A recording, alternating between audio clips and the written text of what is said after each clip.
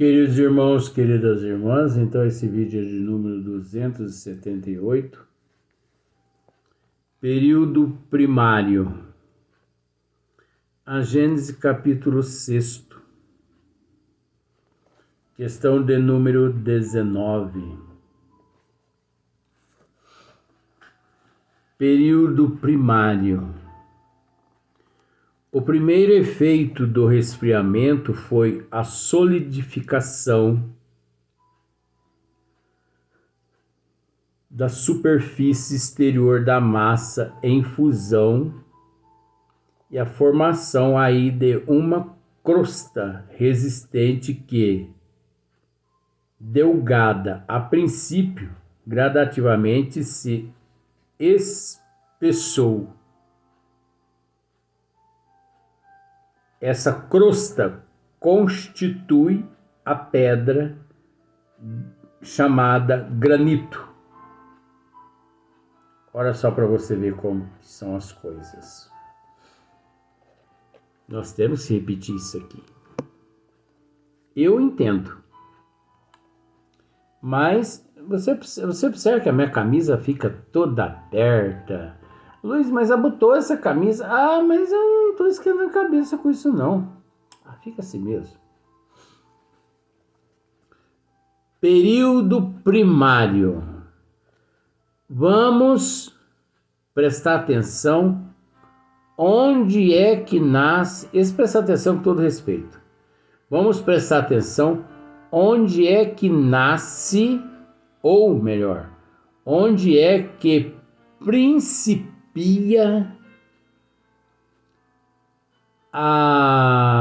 as placas tectônicas que existem atualmente na Terra. As placas tectônicas hoje, elas principiaram neste período. Olha aqui para você ver, ó. Olha aqui. O primeiro efeito do resfriamento foi a solidificação da superfície exterior da massa em fusão, A solidificação da superfície exterior da massa. Não existia naquele momento ali uma massa solidificada que, de acordo com as intempéries climáticas, não foi ocorrendo resfriamento? Foi. Tá. E esse esfriamento se deu como? Olha só. E a formação aí de uma crosta resistente que, delgada a princípio, gradativamente, se espessou. Essa crosta constitui a pedra chamada granito. A placa tectônica, as placas tectônicas, o material, a matéria a qual elas são constituídas, recebe-se o nome de granito. Agora, não pensemos que esse granito da placa tectônica é o mesmo granito o qual os geólogos encontram jazidas que eclodiram aqui, eclodiram ali, em determinadas regiões, devido à evolução climática. Que não. Esse granito aqui é de uma formação muito mais resistente. Por isso, é a primeira camada cujo nome, depois com o passar dos milênios, recebeu-se o nome de placa tectônica, que é a primeira placa acima dessa massa incandescente. Olha só. De extrema dureza, assim denominada pelos seus aspectos granulosos, nela se distinguem 3 substâncias principais: o feldspato, eu não tinha lido esse nome ainda, feldspato, o quartzo ou cristal de rocha e a mica. Olha só para você ver, realmente. Eu, porque estudo um pouquinho, amo geologia, eu sei que o granito ele é composto por esses 3 elementos, só que eu desconhecia o feldspato. O quartzo eu conhecia e a rocha de mica eu também conhecia. Agora, veja bem, esse feldspato, o quartzo de cristal de rocha e a mica não os mesmos elementos, não são eles os mesmos elementos encontrado no granito, os quais encontram em determinadas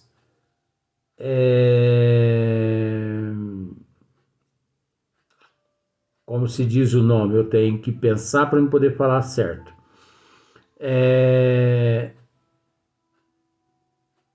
Nas mesmas rochas, nas mesmas jazidas é o que eu queria encontrar. Esses quartos, esses cristais e essa mica e esse feldspato não é o mesmo que encontram-se nestas jazidas, né? Porque existe jazidas de basalto, existe basita de granito, que esse granito não é o mesmo granito. Existe jazida de mármore, né, de mármores. Existe jazidas de ferro, jazidas de diamante, jazidas de ouro. Então,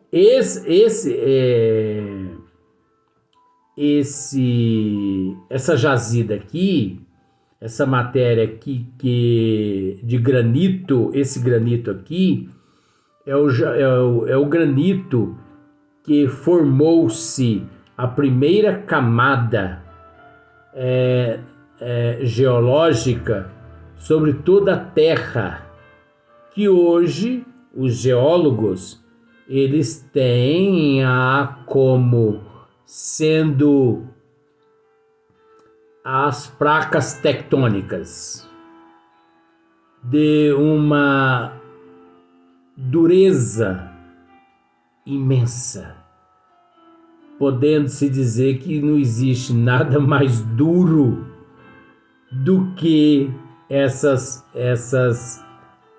placas de granito tectônicos, né? Esta última tem brilho metálico, embora não seja o metal, que é a mica. Para você ver, a mica, ela não é um metal. Ela tem um brilho metálico, embora não seja um metal. Ela não é um metal, ela é apenas um elemento que, misturado no feldspato e também no quartzo e também no cristal de rocha, essa mica, ela dá uma liga. Então vamos pensar da seguinte forma. Eu gosto de fazer essas comparações para ficar mais fácil. Pegue 1 quilo de cimento. Pronto. O quilo de cimento, vamos pensar da seguinte forma. O quilo de cimento, não é assim não, mas eu só explicando para você entender. O quilo de cimento, ele é composto de quartos ou cristal de rocha, né? E de feldspato, que seria o granito. Só que, para ele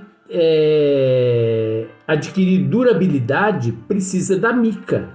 E o que é a mica no cimento? A água.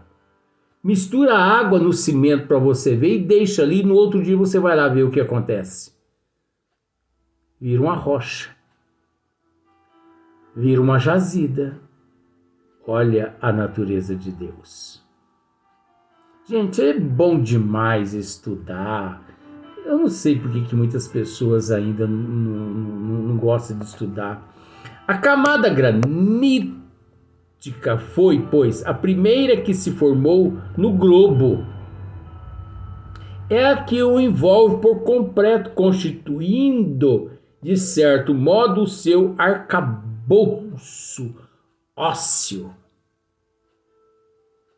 Arcabouço ósseo. É a primeira camada que está em contato com aquele magma, aquela larva vulcânica, com aquele magma e larva vulcânica. Aquela larva, larva incandescente. Então, ela é tão dura, mas tão dura. Esse granito que se formou é tão duro, mas tão duro, que aquela larva vulcânica que encontra no centro da Terra não consegue desintegrá-la. Por isso existe as chaminé. Que é isso, Luiz, chaminé? Os respiradouros. Que é isso, Luiz, respiradouros? São nomes científicos de vulcões. Por isso existe as fissuras. Que é isso, Luiz? Fissuras.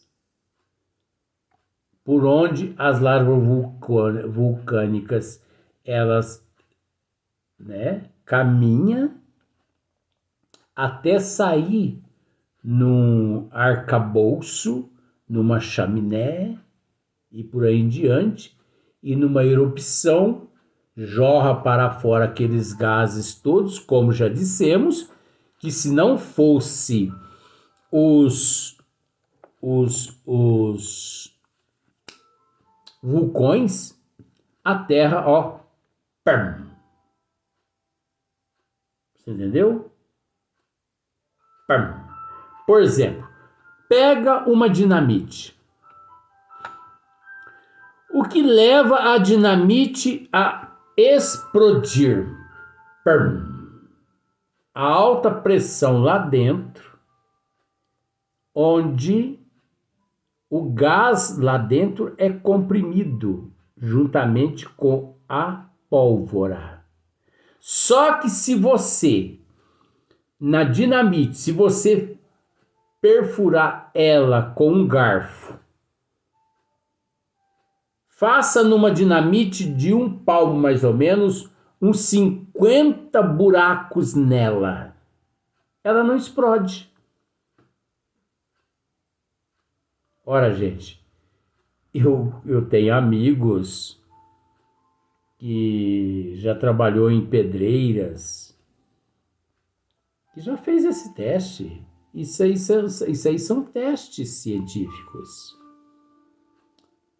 Isso não é blá, não. Isso é ciência.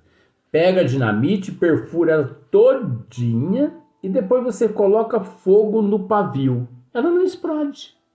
Porque ela não tem no teu interior alta pressão para poder explodir. Porque aquelas perfurações, o gás e a alta pressão por ali sai.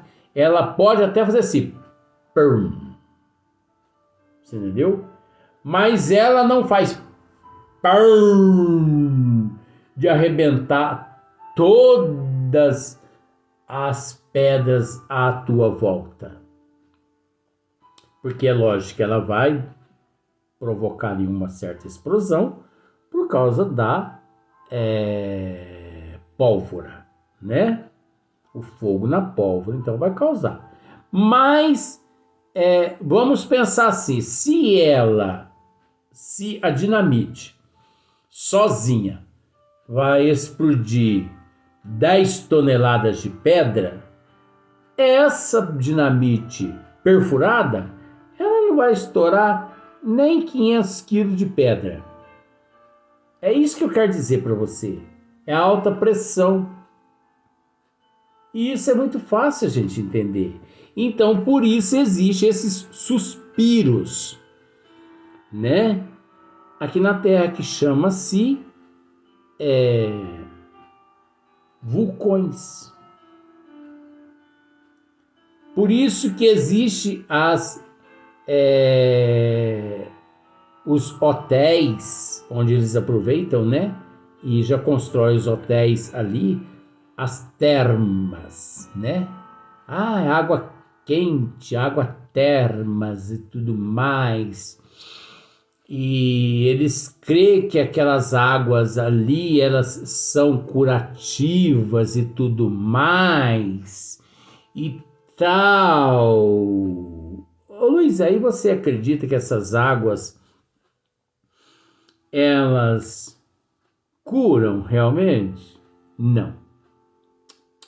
Ô Luiz, mas é comprovado cientificamente que cura. Tudo mentira.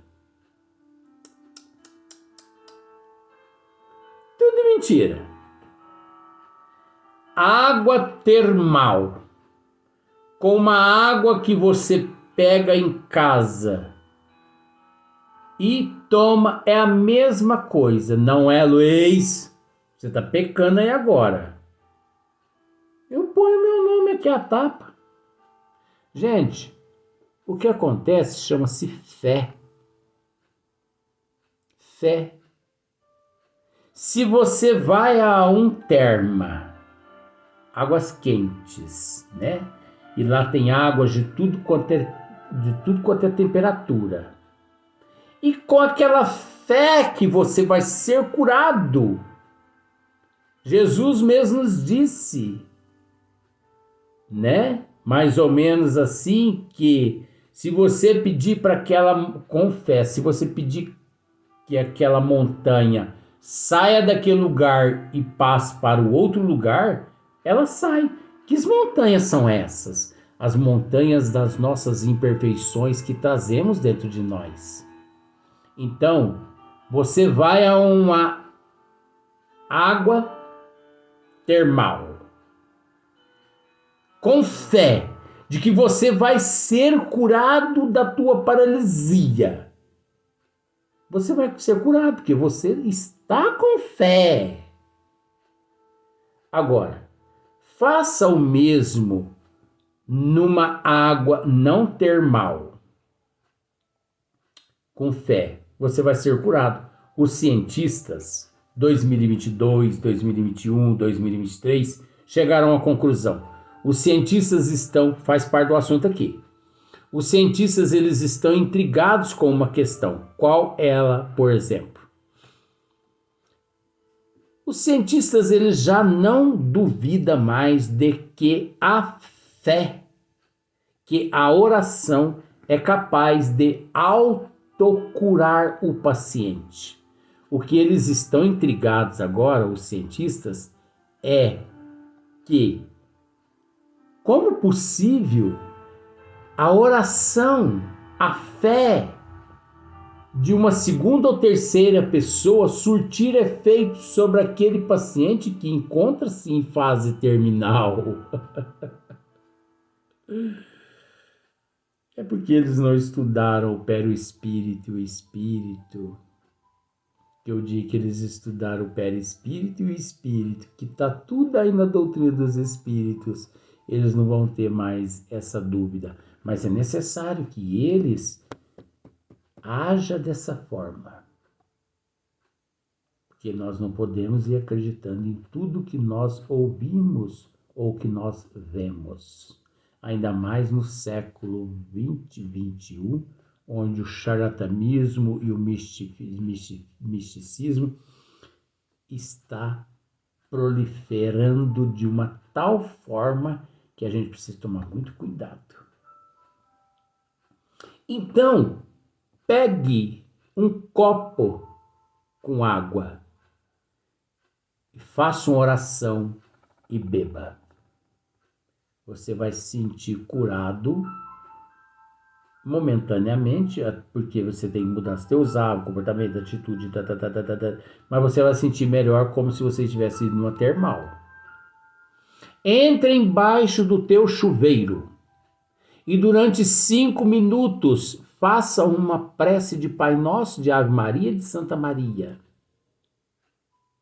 Se você tem merecimento, se você tem fé, é a mesma coisa do que você ter numa termal.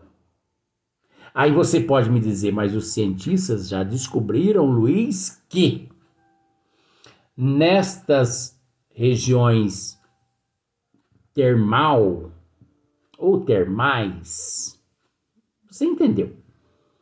Lá existe mais elementos naquelas águas que beneficia a saúde humana, beneficia aqueles que com lá fé comparecem, porque aqueles que com fé lá não comparecem, porque aqueles que sem fé lá comparecem não surte efeito nenhum. É o mesmo caso de Nosso Senhor Jesus Cristo há 2000 anos atrás. Nem todos aqueles que ele curou permaneceram curados. 99% voltaram a se enfermar. Por quê? Porque não mereciam. Foi dada a eles a oportunidade de que eles se vissem livres das enfermidades físicas para que se arrependessem e trabalhassem a moral, o caráter e a mudança de hábito, de comportamento e de atitude. Como não trabalhou e a enfermidade ainda se encontrava no perispírito, eclodiu novamente para a matéria. Ei, gente, essa doutrina tem resposta, hein? Essa doutrina tem resposta para tudo. Só não enxerga quem é cego. Só não ouve quem não ouve. Porque aqueles que têm conhecimento sabem. Então tá aí a resposta. Esse negócio das áreas termais, que lá cura e tal. Isso é tudo comércio, gente. A tua fé te curou, Jesus diz. Mestre, veja como eu me encontro, mestre. Olha, o mestre tinha acabado de curar um paralítico. Olha, mestre, eu ando, minhas mãos, eu enxergo.